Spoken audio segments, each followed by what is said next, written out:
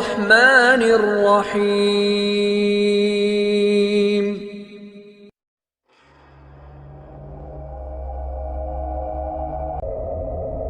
A'udzubillahi minasyaitonirrajim. Bismillahirrahmanirrahim. Assalamualaikum warahmatullahi wabarakatuh. Setiap makhluk yang bernyawa pasti akan merasakan kematian, termasuk kita pasti akan mati. Allah berfirman dalam Quran surat Ali Imran ayat 185, tiap-tiap yang berjiwa akan merasakan mati, dan sesungguhnya pada hari kiamat sajalah disempurnakan pahalamu. Barang siapa dijauhkan dari neraka dan dimasukkan ke dalam surga, maka sungguh ia telah beruntung. Kehidupan dunia itu tidak lain hanyalah kesenangan dan memperdayakan. Pada saat malam pertama kita berada di alam kubur, kita sendirian dikecam oleh kesunyian, tanpa anak dan istri atau suami, juga sahabat karib. Yang ada hanyalah amal. Inilah malam pertama anak kita menjadi yatim dan istri atau suami kita menjadi janda atau duda. Malam pertama yang menggusur dari tempat tidur yang empuk menuju dinginnya tanah berselimutkan kafan. Inilah malam yang mengusir kita dari rumah mewah dan megah, menempati liang lahat yang gelap dan sempit. Kemarin malam kita masih bersenda gurau dengan keluarga kita, sahabat kita, minum dan makan makanan yang enak. Tiba-tiba sekarang kita masuk pada malam pertama di mana kita menjadi santapan cacing tanah dan serangga. Pada malam ini kita baru sadar ternyata harta, keluarga, pekerjaan yang keras kita mencarinya sampai lalai dari mengingati Allah, tidak sedikit pun daripada semua itu menemani dan membela kita. Allah Subhanahu wa Ta'ala berfirman, bermegah-megahan telah melalaikan kamu sampai kamu masuk ke dalam kubur. Janganlah begitu, kelak kamu akan mengetahui akibat perbuatanmu. Quran surat At-Takatsur ayat 1-3.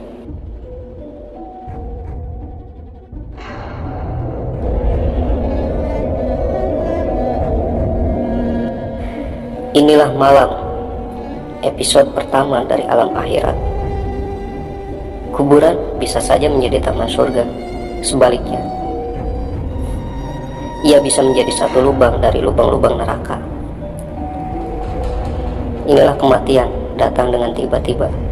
Ia datang tepat pada waktunya, tidak lambat dan tidak cepat, meragut dengan paksa, melenyapkan segala nikmat dunia. Tidak pernah menilai kita tua atau muda, kaya atau miskin, sehat atau sakit. Ia datang untuk mengeluarkan manusia dari alam kehidupan yang selama ini kita jalani. Ketahuilah, rumah yang kokoh dan megah tidak akan mampu membentengi datangnya sang pencabut nyawa. Banyaknya uang di bank tidak mampu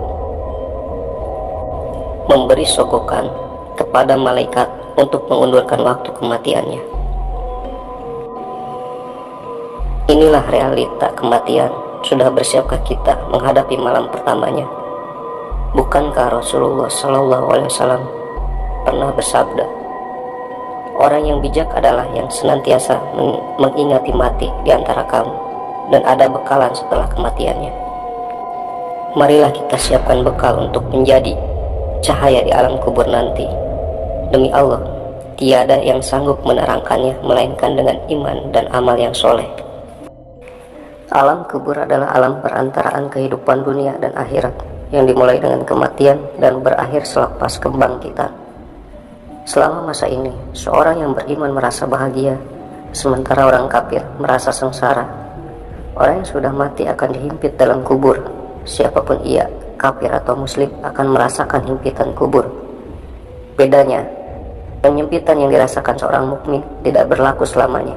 Tidak seperti orang kafir yang akan terus-terusan menghimpit kuburnya sampai hancur tulang-tulangnya. Sebagaimana sabda Rasulullah SAW, sesungguhnya kubur itu memiliki himpitan. Seandainya ada orang yang selamat darinya, maka selamatlah Sa'ad bin Mu'adz. Sa'ad bin Mu'adz akan mengalami himpitan kubur. Padahal ia adalah seorang pemimpin penuh kemuliaan. Kematiannya menggoncangkan Arsy. Dibukakan baginya pintu-pintu langit. Kesyahidannya disaksikan oleh 70.000 malaikat. Hadis yang diriwayatkan oleh Nasai dari Rasulullah Shallallahu Alaihi Wasallam. Kematiannya menggoncangkan Arsy. Dibukakannya baginya pintu-pintu langit, pintu yang banyak. Kesyahidannya disaksikan oleh 70.000 malaikat. Maka sungguh ia mengalami himpitan kubur. Kemudian Allah melapangkannya. Apabila Sa'ad bin Mu'adz, seorang pemimpin yang besar, hamba Allah yang soleh dan mendapatkan mati syahid, mengalami himpitan kubur, bagaimana dengan kita? Allahu Akbar. Ya Allah, terimalah taubatku, selamatkanlah aku dari azab kubur. Rasulullah Shallallahu Alaihi Wasallam bersabda, seorang manusia apabila diletakkan dia di dalam kuburnya dan sahabatnya berpaling pulang sedang ia mendengar suara sandal mereka, akan datang kepadanya dua malaikat dan menundukkannya dan bertanya, siapa Tuhanmu? Siapa nabimu? Apa agamamu? Dia menjawab, Allah adalah Tuhanku, Muhammad adalah nabiku, Islam adalah agamaku. Terdengarlah seruan dari langit, benar hambaku, hamparkan baginya tikar dari surga. Lalu angin dan wangi surga datang kepadanya. Kemudian kubur diluaskan seluas mata memandang. Seorang yang rupawan datang menemaninya, yang tiada lain itulah amal solehnya. Hadis riwayat Ahmad, Abu Daud, Hakim dan Baihaqi. Benarkah kita bisa menjawabnya dari lisan yang jarang menyebut asmanya dan ibadah yang sering kita remehkan, serta sunnah Rasul yang kita abaikan? Pada saat itu kita hanya mampu menjawab tidak, tidak, dan tidak. Terdengarlah suara penyeru dari langit, hambaku ini seorang pendusta. Hamparkan padanya tikar dari api neraka. Bukakan baginya pintu neraka. Panas dan keringnya neraka mendatanginya. Kubur disempitkan sampai pecah tulang-tulangnya. Seorang wajah buruk berpakaian buruk dan berbau busuk datang kepadanya, yang tiada lain itulah amal buruknya. Aisyah radhiyallahu anhu bertanya tentang azab kubur. Rasulullah Shallallahu Alaihi Wasallam menjawab, ya, azab kubur pasti ada. Hadis riwayat Bukhari dalam kitab Al-Janaiz. Aisyah radhiyallahu anhu meriwayatkan bahwa Rasulullah Shallallahu Alaihi Wasallam berdoa dalam sholatnya, ya Allah, aku berlindung kepadamu dari azab kubur. Hadis riwayat muttafaqun alaih. Ketika orang-orang yang durhaka kepada Allah tidak mampu menjawab pertanyaan malaikat, lalu ia dipukul dengan besi hingga ia menjerit dengan teriakan yang sangat keras, didengar oleh semua makhluk Allah kecuali jin dan manusia. Hadis riwayat Bukhari dan Muslim. Terdapat kisah nyata tentang siksa kubur yang terjadi di Jazirah Arab. Seorang pemuda yang dikeluarkan dari kuburnya setelah beberapa jam dia dikuburkan. Akibat mengalami azab kubur, pemuda tersebut telah berubah wajah dan jasadnya. Pemuda tersebut merupakan remaja muslim yang meninggal pada usia 18 tahun. Seorang pemuda yang memiliki akhlak yang rusak dan agamanya dan sering melalaikan sholat. Hampir 3 jam pemuda tersebut dikuburkan. Pihak keluarga meminta kubur tersebut digali semula untuk keperluan tertentu. Dan apa yang terjadi setelah mayat tersebut dikeluarkan dari kuburnya? Pandangan yang sangat mengerikan telah terjadi pada remaja umur 18 tahun tersebut. Rambut yang hitam menjadi putih, dari mulut dan hidung keluar darah yang masih merah pekat, seperti baru mengalami siksaan kubur yang sangat keras, seperti ada yang memukul di bagian belakang kepalanya.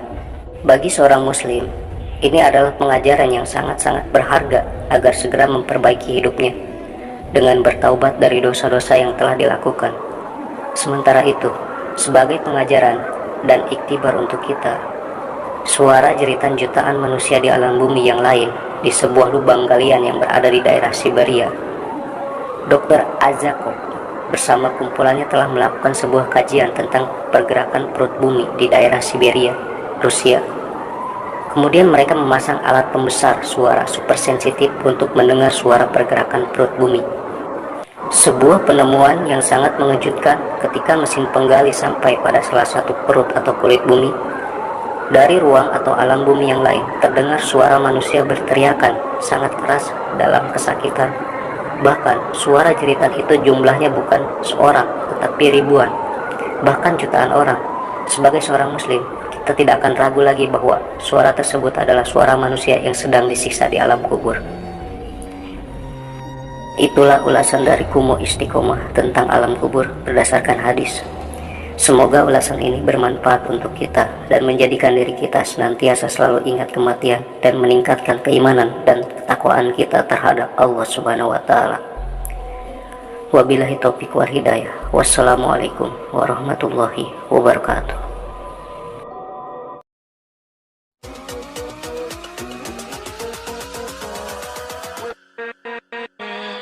With